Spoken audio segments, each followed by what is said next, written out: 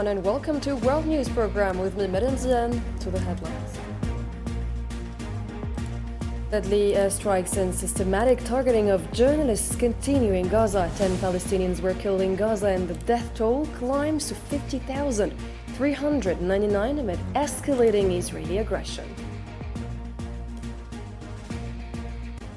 Also coming up next in Lebanon, new Zionist shelling targeted Beirut's southern suburbs.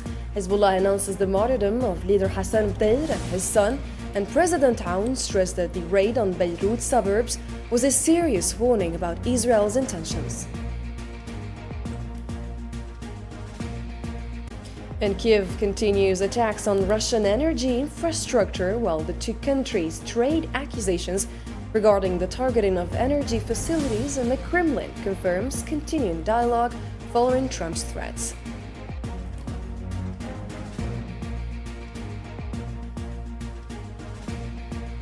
Hello and welcome back to our news. First, 10 Palestinians were killed and others were injured in Zionist airstrikes targeting various areas of the Gaza Strip since dawn today.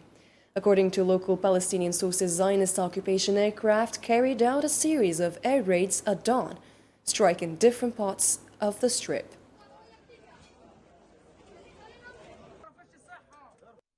The Palestinian Ministry of Health in Gaza reported that 42 martyrs arrived at hospitals in the Gaza Strip over the past 24 hours. In a statement, the ministry added that among the 42 martyrs, one was retrieved from the rubble, while 183 others were injured. The ministry also noted that the death toll from the Zionist aggression on the Strip has risen to 1,042 martyrs and 2,542 injured since March 18.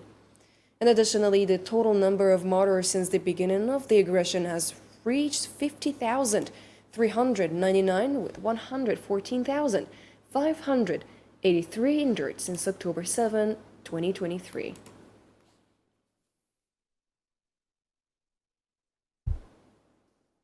And another Palestinian journalist has been killed in Gaza as Israel continues its systematic targeting of the press.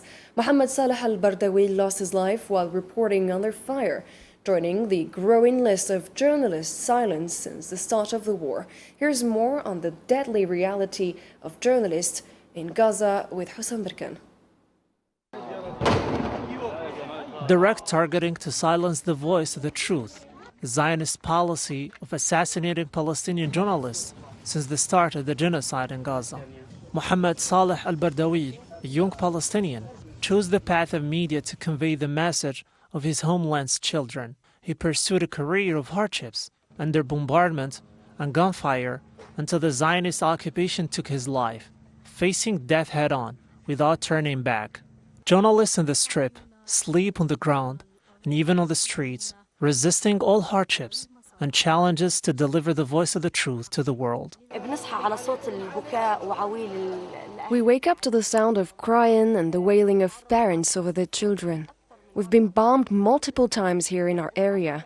We have to abandon our cameras. We can't even broadcast our reports because the shelling is everywhere around us. A Zionist arsenal systematically targeted the press corps, striving with all its might to eliminate any voice of the truth that rises above the noise of its crimes. We are talking about a fully fledged crime. Just days ago, 5 journalists were targeted while inside an external broadcast vehicle, clearly marked in both Arabic and English as a press vehicle. Soon after, the Israeli occupation targeted our colleague Ahmed Louh, and today we are talking about our colleague Saad Nabhan, who was with a well-known medical team in the area. An Israeli sniper's bullet struck him, and we all know these snipers only operate with precise targeting. The price paid by journalists in Gaza has been staggering, if not their own lives, then the lives of their families and loved ones, because the Zionist occupation spares no one in its crimes. Palestinian journalists in this war have paid an extremely heavy price. Their families, relatives, and even entire households have been wiped out, as was the case with a journalist's family who was targeted in what the Israeli military falsely claimed was a safe zone. The Palestinian journalist in their war has found himself thrown into the heart of battle, forced, not by choice, paying the same heavy price as any ordinary Palestinian citizen. The assassination of Mohammed Salah al-Bardawil, Shireen Abu Akleh, Ahmed Louh, and countless other journalist martyrs, whose numbers have now reached 209, is but one pillar of the ongoing genocide and Zionist policy systematically aimed at erasing the truth and burying its crimes. Israeli occupation forces issued new evacuation orders on Tuesday for Palestinians in large areas of northern Gaza. Residents in Beit al-Hanun, Beit Lahya, Sheikh al-Zayed, al-Manshiyah and Tel al-Za'atar were threatened with bombardment if they didn't leave. The orders demanded that they relocate to other shelters despite the lack of safe refuge in the besieged enclave.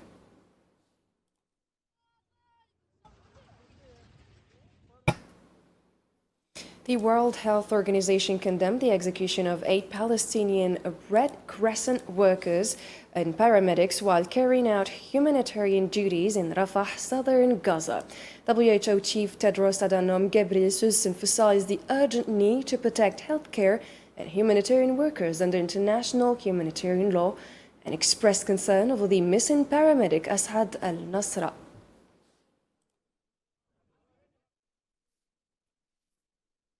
And UNRWA reported that the number of humanitarian workers killed in Gaza has reached 408, including 280 UNRWA employees.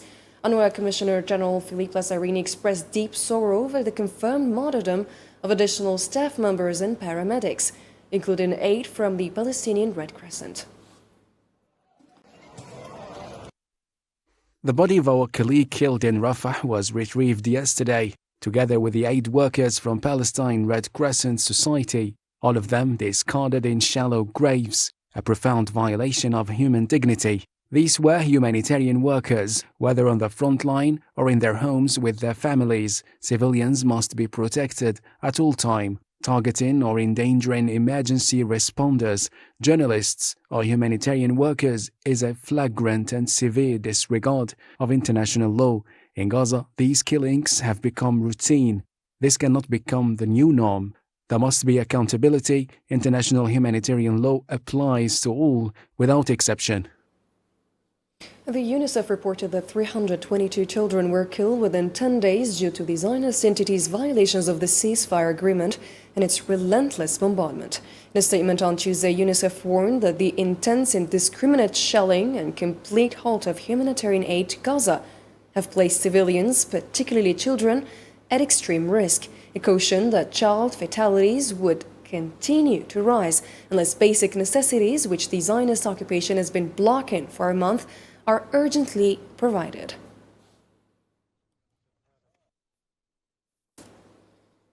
And according to the Lebanese Ministry of Health, the Zionist occupation airstrike targeted the Haïmadi neighborhood in Beirut's southern suburbs early Tuesday, resulting in the martyrdom of 4 Lebanese, including a woman, and injuring 7 others, 2 of whom are in critical condition, in an initial toll of the victims.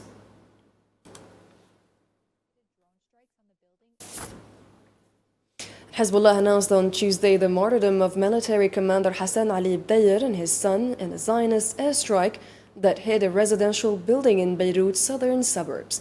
In a statement, the party called for a funeral procession on Wednesday afternoon to honor the martyrs. According to sources close to Hezbollah, Bdeir, also known as Haj Rabia, was an assistant official in the party's Palestinian Affairs unit and hailed from the Nabateea province in southern Lebanon.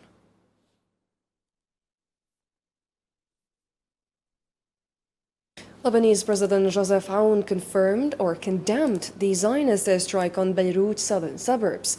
In a statement from the Lebanese presidency, President Aoun described the airstrike as a serious warning of premeditated aggression against Lebanon, emphasizing the need for international support to uphold Lebanese sovereignty and prevent any external violations.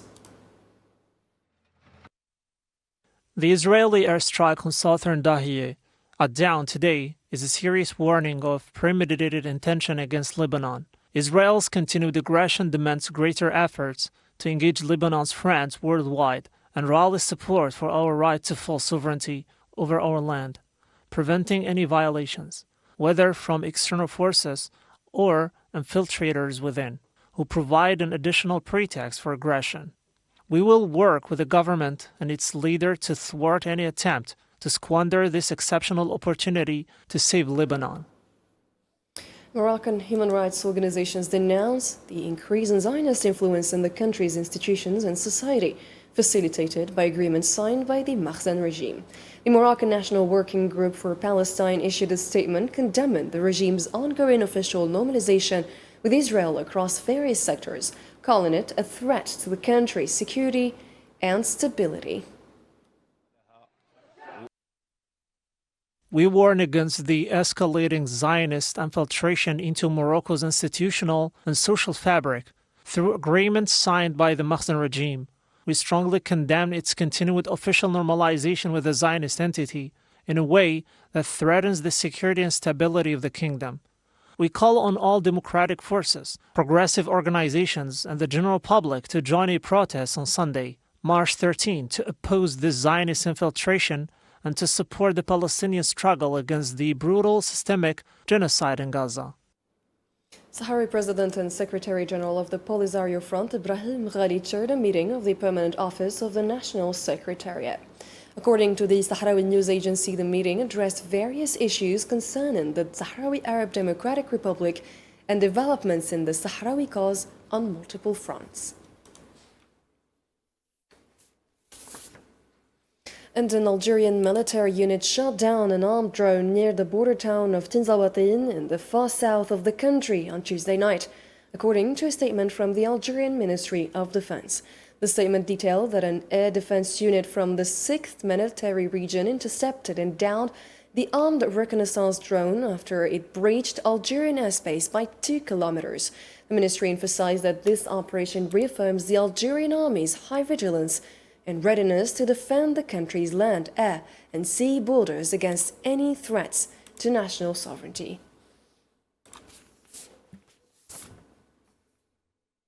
And the Russian Defense Ministry stated that Ukraine continues to launch daily attacks on Russia's energy infrastructure.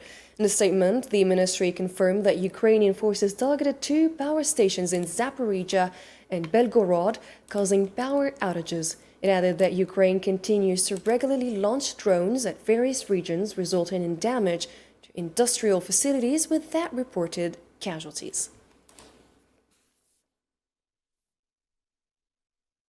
The Ukrainian foreign minister has accused Russia of breaching previous agreements, asserting that Moscow continues to violate understandings about not targeting energy infrastructure.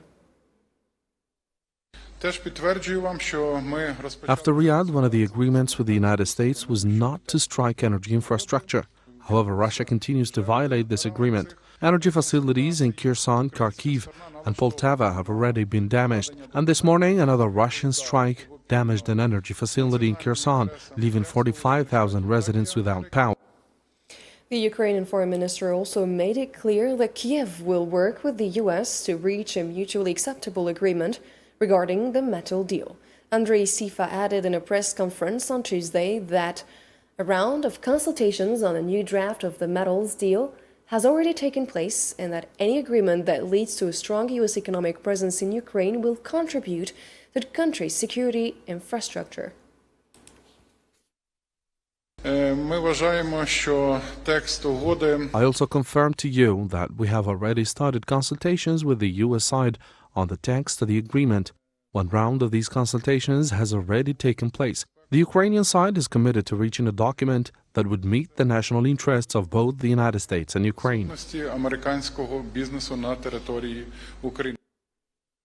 And the Kremlin said on Tuesday that Russia was continuing its dialogue with the U.S. amid threats by President Donald Trump to levy secondary sanctions on Russian oil if Moscow doesn't work to end the war in Ukraine. Trump, who said this week he was pissed off with Russian President Vladimir Putin, told reporters on Monday he wanted to see the Kremlin leader make a deal to stop the full-scale conflict.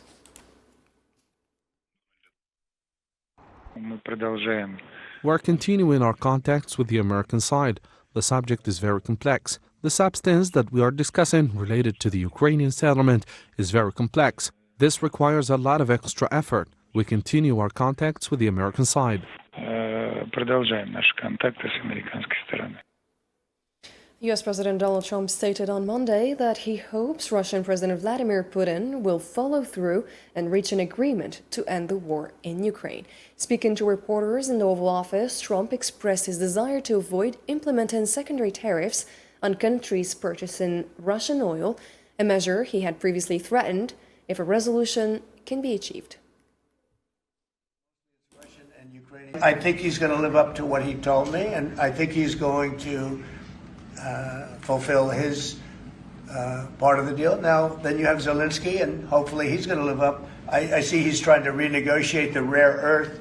You know, we did something because, as you know, the Europeans get paid back the money that they gave, and we don't, because Biden is an incompetent president. And he should have asked for rare earth, or he should have asked for the loans to be guaranteed in some form. That's what Europe did. Efforts to resolve the conflict in Ukraine are facing significant challenges, with Washington threatening to impose sanctions on Moscow if it fails to honor its part of the peace agreement. In response, Moscow has stated that the U.S. proposal overlooks the root causes of the conflict. Nabil Khazini has more. The delicate dance of diplomacy between Washington and Moscow over the Ukraine conflict is hanging in the balance. Like a fragile thread, the talks are facing fears of falling apart, especially after President Donald Trump caused uncertainty. With a pointed finger, he threatened Russia with sanctions, aiming directly at its oil industry. His demand was clear: either accept the terms of peace or at least agree to a ceasefire. But for Russia, these proposals are unacceptable, as they fail to address the deeper issues that it believes sparked the conflict in the first place. Russian Deputy Foreign Minister Sergei Ryabkov suggested Moscow and Washington have yet to resolve the differences President Putin raised over 2 weeks ago when he called for reworking U.S. proposals.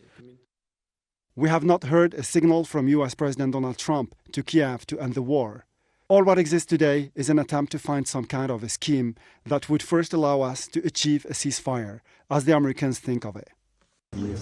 For the first time since they began, U.S.-Russia negotiations on Ukraine face threats that could send them back to square one, potentially undermining Trump's plan and the rapprochement between Moscow and Washington without addressing Russia's conditions and the root causes of the war. The White House said that U.S. President Donald Trump will announce later today his decision regarding tariffs. Meanwhile, the U.S. economic partners are preparing for what has been described as a shock ahead of Trump's announcement of severe tariffs, marking a new phase in his trade war.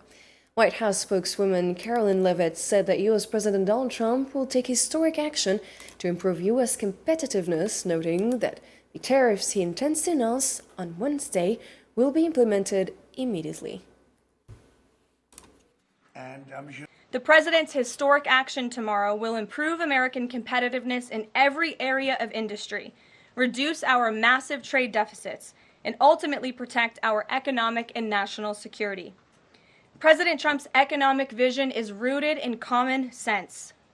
America will offer companies the lowest taxes, energy costs, regulations if they make their products right here in the United States and hire American workers for the job. It's simple. If you make your product in America, you will pay no tariffs.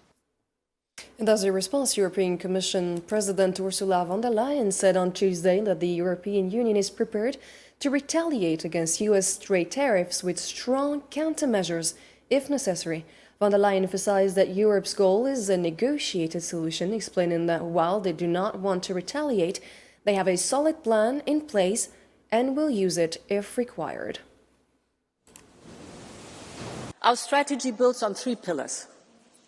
First, we are open to negotiations. We will approach these negotiations from a position of strength. Europe holds a lot of cards, from trade to technology to the size of our market. But this strength is also built on our readiness to take firm countermeasures if necessary. All instruments are on the table. And Russia warned on Tuesday against strikes on Iran's nuclear infrastructure, stating that the consequences would be catastrophic if US President Donald Trump followed through on his threat to bomb Iran, should he fail to reach an agreement with Washington on its nuclear program. In an interview with the Russian Journal of International Affairs, Deputy Foreign Minister Sergei Ryabakov said such threats are already being heard, condemning what he described as inappropriate methods used by the United States to impose its will on Iran.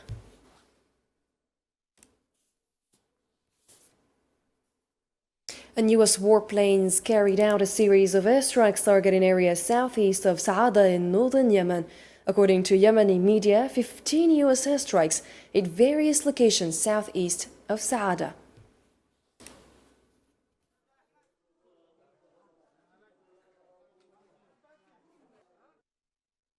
Yemen's Houthis rebels claimed Tuesday that they shot down another American MQ-9 Reaper drone as the U.S. kept its intense airstrikes targeting the group. The reported shootdown came as airstrikes hit around Sana'a and Saada. The U.S. military acknowledged it was aware of reports of the downing of the Reaper, but declined to comment further.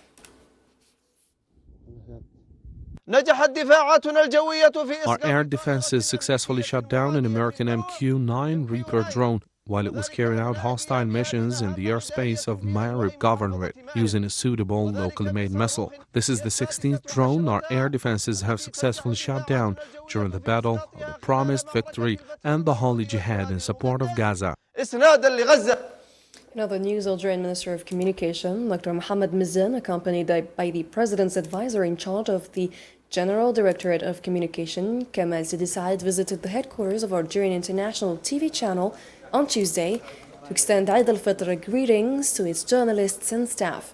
During the visit, Minister Mizan and President Tebboun's advisor met with the acting Director General of the channel, Hicham El Aksou, along with senior officials of the institution. They toured various departments, meeting journalists, technicians and employees, and personally conveyed their greetings.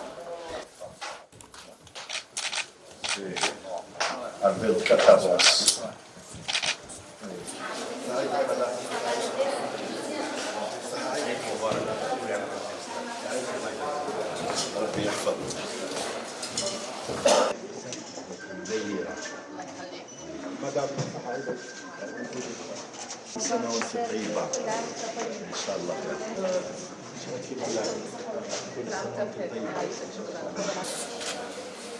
صحة خويا.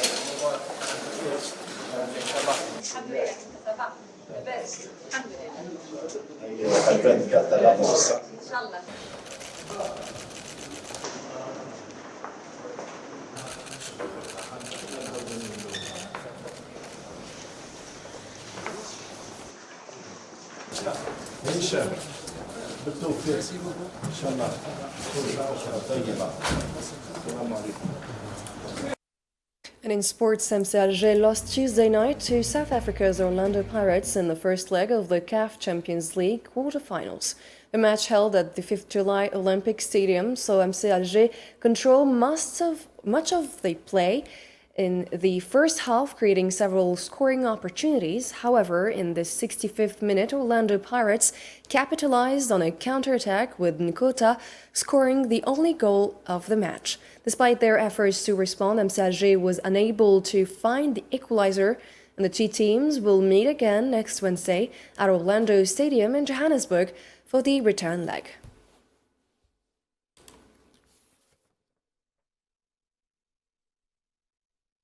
Ladies and gentlemen, that's a wrap for tonight's program. Thanks for watching and have a great night.